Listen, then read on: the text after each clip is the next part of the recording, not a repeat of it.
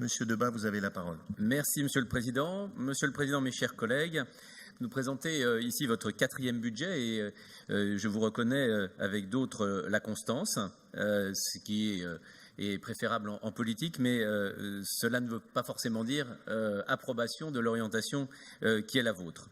D'abord, je veux le dire, parce qu'il y a des points sur lesquels je veux marquer un accord. Oui, il y a un accord sur l'inquiétude vis-à-vis du financement global de nos collectivités territoriales. Des relations qui se dégradent avec l'État, du retour par la Manche de ce que l'on avait mis sur la table pour les collectivités, en particulier les régions.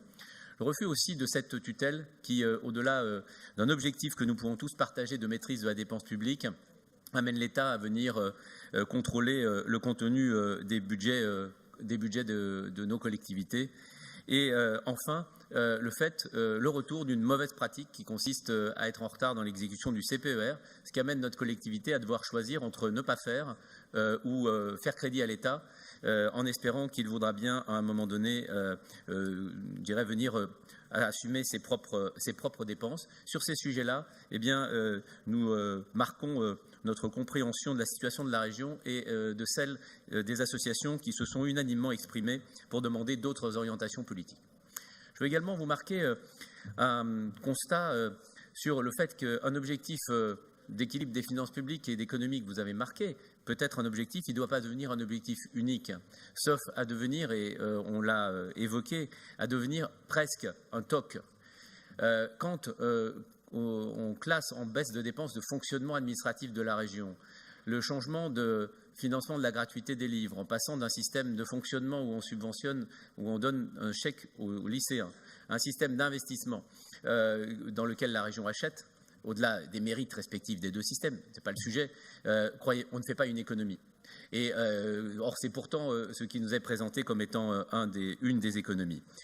Et de la même manière, nous n'acceptons toujours pas que le fonctionnement administratif de la région justifie des baisses dans ce qui, pour nous, sont des investissements, notamment la formation professionnelle des chômeurs ou l'octroi de nouveaux moyens pour se déplacer dans notre région.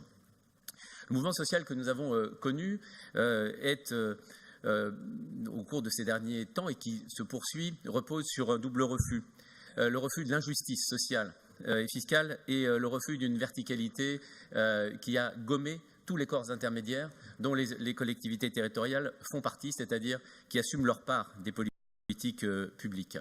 Et il faut que nos collectivités soient aussi des lieux de débat, mais aussi de traduction de positions qui peuvent être différentes. Notre vision, celle de l'opposition que nous représentons, c'est d'allier transition écologique et pouvoir d'achat. Et si vous me permettez, d'habitude, le principal groupe de l'opposition s'oppose plutôt place ses interventions d'abord dans la critique. Nous l'avons déjà fait, nous le ferons à l'occasion des amendements. Je voudrais vous dire que nous sommes l'opposition qui propose. Et donc, nous faisons des propositions dans ces deux domaines, pouvoir d'achat et transition écologique. Pouvoir d'achat, mais avec plus que les 2 € annuels dont nous avons parlé. Vous pouvez, Monsieur le Président, décider d'engager l'uniformisation de la gratuité des transports scolaires ou alors de conditions équivalentes avec quelques euros d'abonnement sur l'ensemble des départements de notre région pour ne pas laisser perdurer des situations dans lesquelles certaines familles payent 150 € par an et par lycéen. Notre région pourrait également proposer 1 million de billets de TER à 1 € aux heures creuses et le week-end, pour tous, pour les chômeurs, pour les familles, pour les retraités, pour tous ceux qui ont besoin aussi de se déplacer en dehors des abonnements qui sont proposés aux travailleurs. Nous pourrions également engager une action, et nous le proposons par un amendement, pour que demain, chacun ne paye pas, catégorie très aisée ou catégorie très pauvre, le même prix dans nos cantines scolaires, et que nous ayons un système de quotient familial qui fasse que les catégories moyennes et populaires ne payent plus le même prix que les 3,50 € environ du tarif moyen. Ce serait une mesure, certes, à mettre en œuvre sur plusieurs années, certes avec un certain coût en fonctionnement, mais qui améliorerait le pouvoir d'achat global des familles. Nous proposons enfin de mettre le paquet sur la rénovation des logements dans les quartiers populaires, mais aussi dans le logement privé. avec à la clé moins de gaz à effet de serre, mais aussi une baisse de la consommation énergétique de 20%, de 30%, de 40%, c'est-à-dire des dizaines ou des centaines d'euros en moins à payer, et donc des dizaines ou des centaines d'euros en plus pour le portefeuille des ménages. La deuxième orientation, parce que nous ne voudrons jamais opposer l'un à l'autre, c'est la transition écologique. Nous proposons là aussi de vous appuyer davantage sur les territoires en proposant un fonds de soutien aux territoires pour accompagner les transformations liées au changement climatique, en matière de biodiversité, en matière de plantation d'arbres, en matière de lutte contre les nids de chaleur, que ce soit dans les villes ou en tissu périurbain. Et la région pourrait accompagner ces contrats avec les collectivités de ce type de fonds de soutien pour laisser aux initiatives locales, vous avez souhaité que la région soit moins prescriptive, eh bien banco, pour laisser aux initiatives locales la possibilité eh bien, de s'en saisir avec un soutien régional. Nous proposons d'augmenter de 3 millions d'euros les aides à la conversion agricole pour de meilleures pratiques et la conversion en bio.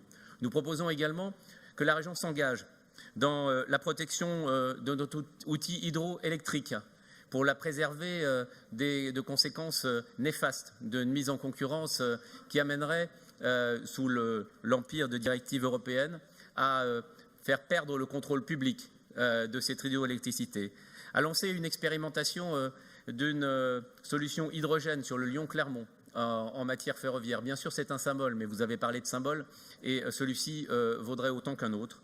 Et enfin, de réorienter les 131 millions d'euros de l'A45, vous comptiez mettre sur l'A45, sur une liaison performante entre Lyon et Saint-Étienne, parce que l'A45 supprimée, les problèmes demeurent, et effectivement, il faut avancer dans ce domaine. Vous voyez, Monsieur le Président, nous portons sur votre gestion, sur la communication des panneaux bleus et blancs qui commencent à faire sourire dans la région, un regard critique, et nous avons l'occasion de le dire. Mais nous sommes d'accord sur de tirer les conséquences du mouvement social qui vient de secouer le pays et d'ailleurs des élections de l'année dernière par un double constat. Oui, la caricature en politique fait mal à la politique. Alors il y a eu le mythe du nouveau monde qui mélangerait la gauche et la droite, qui mélangerait tous ceux qui exercent des responsabilités entre lesquels se ferait le vrai débat, qui s'opposerait les raisonnables vis-à-vis de tous les autres. Ce mythe est en train de s'effondrer.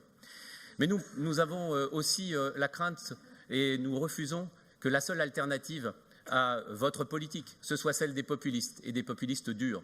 Nous sommes l'alternative dans le champ républicain et nous porterons contre votre message, contre votre politique en la respectant mais en la critiquant, le message d'une gauche écologiste, sociale et humaniste. C'est le sens de notre opposition sur ce budget. Je vous remercie. Merci beaucoup, Monsieur Debat.